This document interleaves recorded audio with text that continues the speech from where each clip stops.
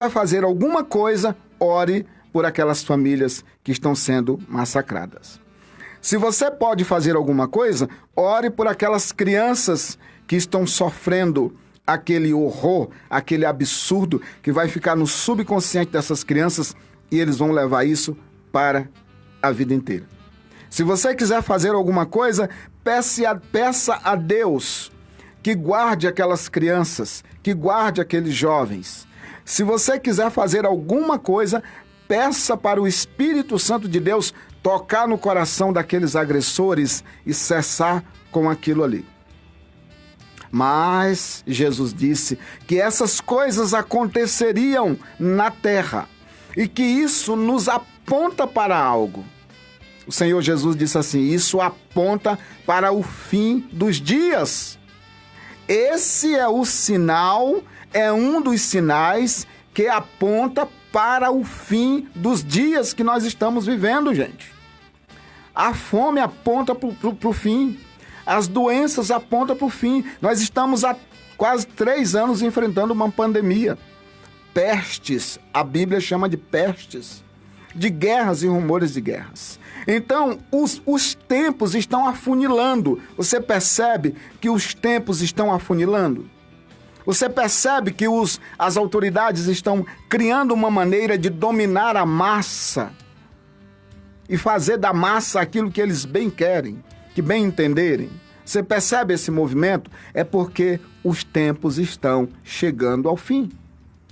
Não pense que tudo isso está acontecendo e Deus está alheio a tudo isso, Deus não está vendo isso. Não, quem está no controle de tudo isso é Deus. Isso é profético, está na palavra de Deus.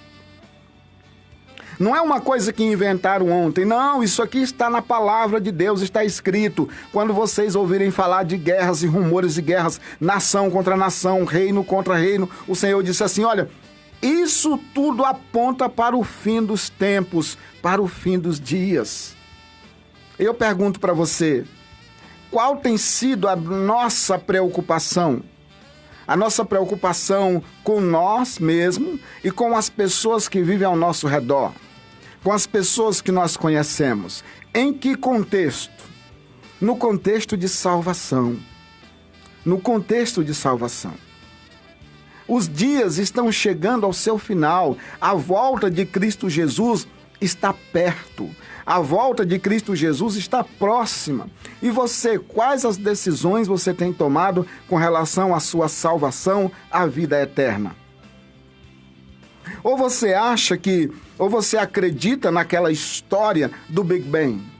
Ou você acredita que a Terra tem 30 milhões de anos e que o mundo não vai acabar, que as civilizações vão avançando a cada dia e que isso aqui vai mudando a cada instante? Daqui a pouco nós temos uma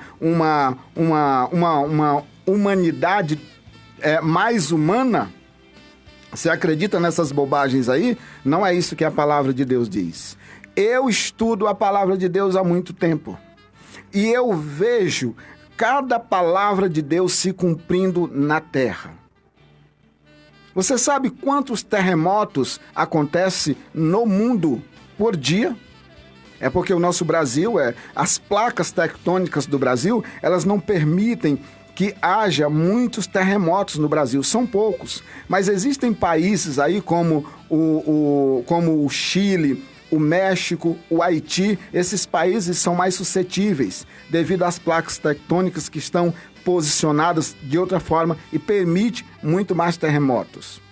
Você tem visto quantas doenças têm aparecido aí, mundo afora? Nós estamos vivendo aí agora a Covid-19, mas já teve peste negra, já teve a gripe do frango, já teve a gripe do porco, que eu nem sei como chama. É tanto tipo de doenças, e doenças que se espalham pelo mundo inteiro. Isso é profético, gente. Isso está nas Escrituras Sagradas, isso está na palavra de Deus, está escrito lá. A gente é que não lê a palavra, mas se você lê a palavra de Deus, você vai ver, meu Deus, o Senhor escreveu sobre tudo isso, o Senhor deixou tudo isso aqui para o nosso conhecimento. Então, quando a gente vê isso, isso está apontando para o fim. O que é apontando para o fim? Apontando para a volta de Cristo. É o tempo em que os homens vão prestar conta com Deus. Você acha que Vladimir Putin não vai prestar contas com Deus? Stalin não vai prestar contas com Deus? E outros mais? Você acha que Deus vai deixar isso barato, na nossa linguagem bem popular? Não. Jesus Cristo vai julgar o coração dos homens. Jesus Cristo vai sim, vai dar a eles o fruto da sua maldade. Mas por enquanto, como isso vai ficar para Jesus, é Jesus que vai resolver isso, a minha pergunta para você é: e você, meu amigo, minha amiga, que me ouve pela rádio agora? E você? Qual é a sua posição diante de Deus?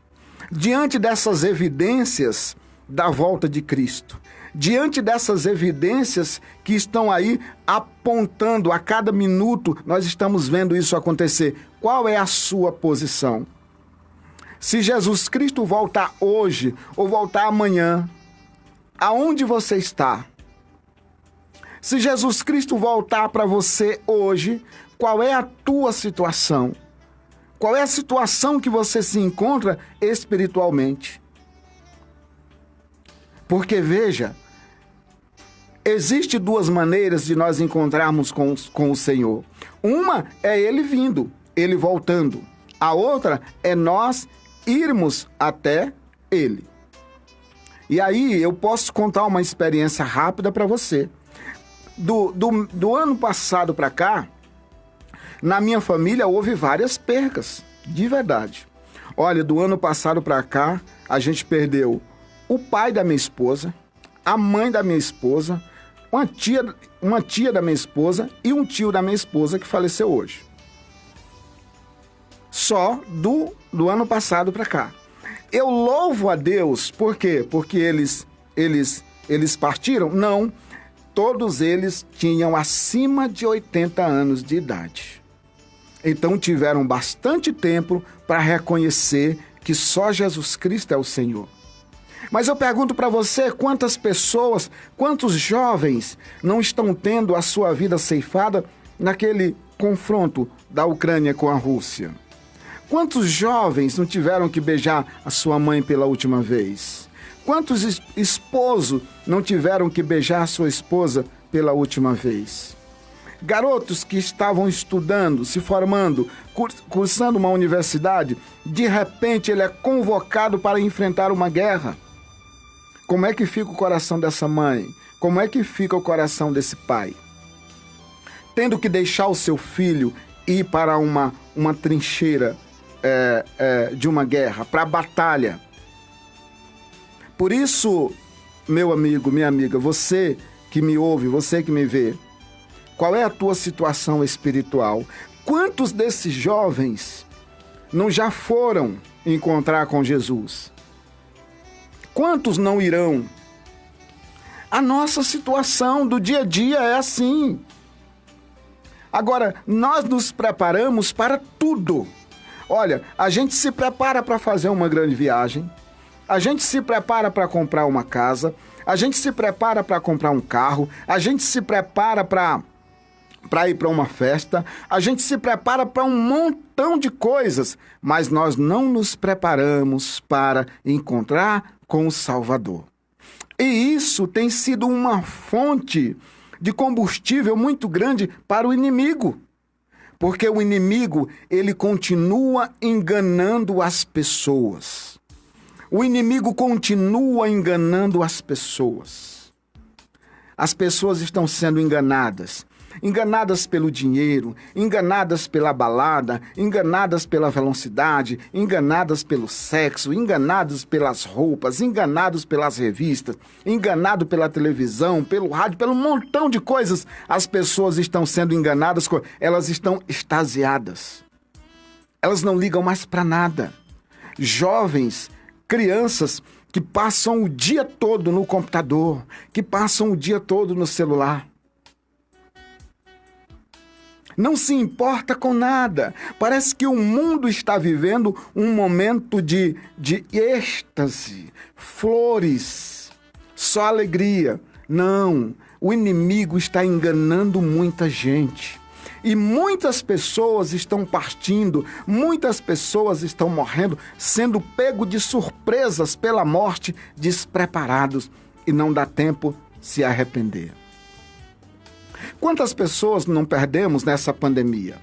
Quantas pessoas não achavam que não, essa doença, essa Covid não vai me alcançar?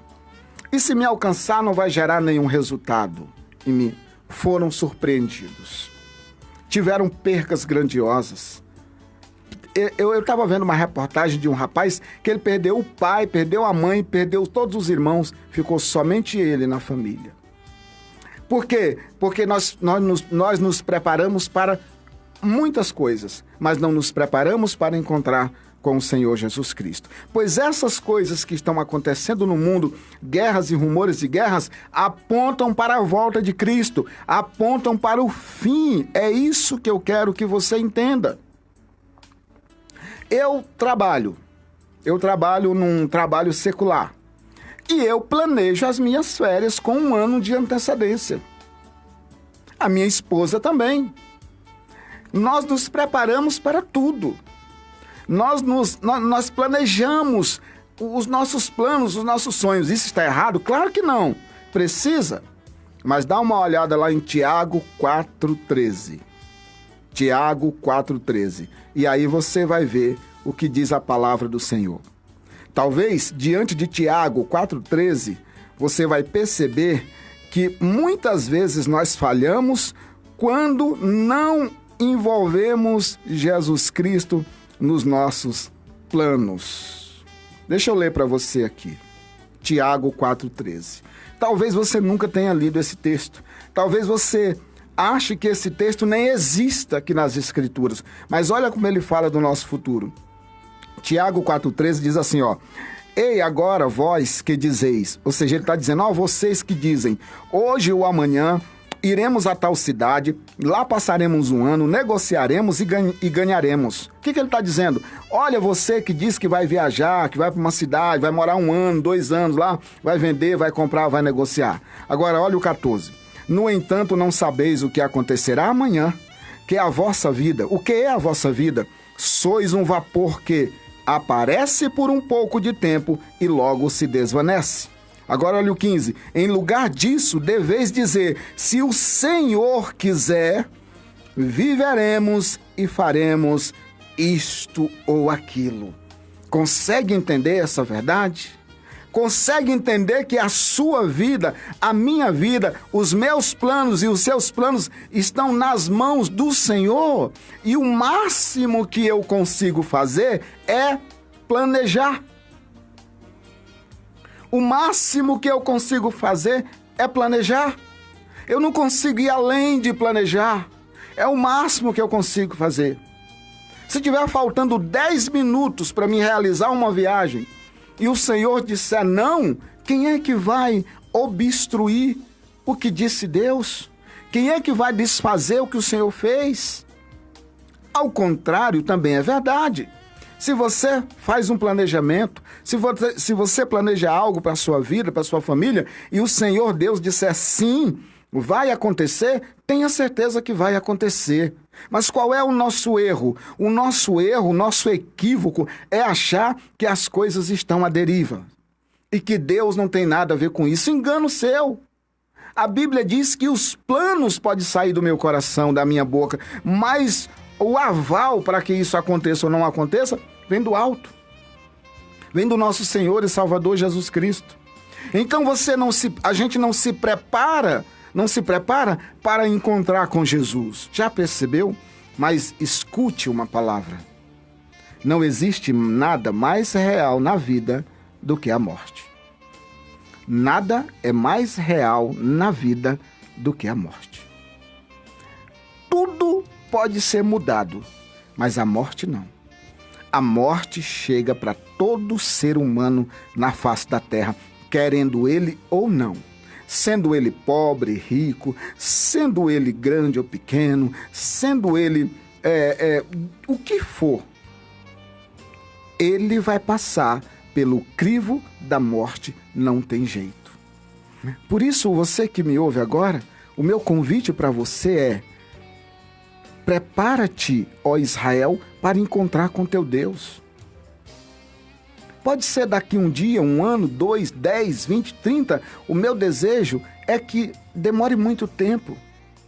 Que você e a sua família tenham longos anos de vida para a glória de Deus. Mas saiba de uma coisa: vamos todos encontrar com o Senhor. É tão fácil se preparar. É tão fácil. É tão simples se preparar. É tão simples. Tem pessoas que morrem de medo, né, da morte, mas é uma realidade. Ninguém quer morrer. A fila da morte é uma fila que todo mundo quer passar o lugar para o outro. Não, pode ir você primeiro. Não, vá você primeiro. Não é assim? Mas a nossa ficha um dia vai ser chamada. E se você estiver preparado, se você estiver preparada em Cristo Jesus, você não vai ter medo. Porque você sabe que Deus guarda a sua vida e Ele vai te manter vivo até o dia que Ele quiser. Ninguém pode tirar sua vida senão o Senhor. Jesus Cristo disse assim: não tema o homem que pode matar o corpo. Tema sim aquele que pode matar o corpo e a alma e lançá-los no inferno, que é o Deus Todo-Poderoso. Mas Deus tem alegria e prazer em salvar a sua alma e a minha. Deus tem alegria e prazer em te ver bem. Deus tem alegria e prazer de cuidar de você. O nosso Deus é um Pai maravilhoso. O nosso Deus nunca nos deixou de amar. Ele nunca deixou de nos amar. Ele nunca nos deixou desamparados. De maneira nenhuma. O nosso Deus é bom, o tempo todo Ele é bom. Então o que acontece? Acontece que nós nos afastamos de Deus. Com as nossas atitudes, com as nossas decisões, nós nos afastamos do Senhor. Mas o Senhor, Ele está sempre pronto. O Senhor, Ele está sempre ali. Ele está sempre com os braços abertos. A mão do Senhor está sempre estendida. Diz lá no livro de Isaías que a mão do Senhor não está encolhida para que não possa nos ajudar.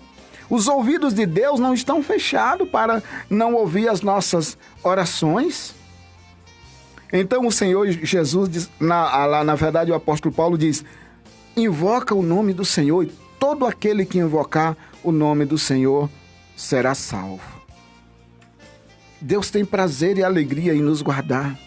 Deus tem prazer e alegria em nos ajudar, em nos proteger.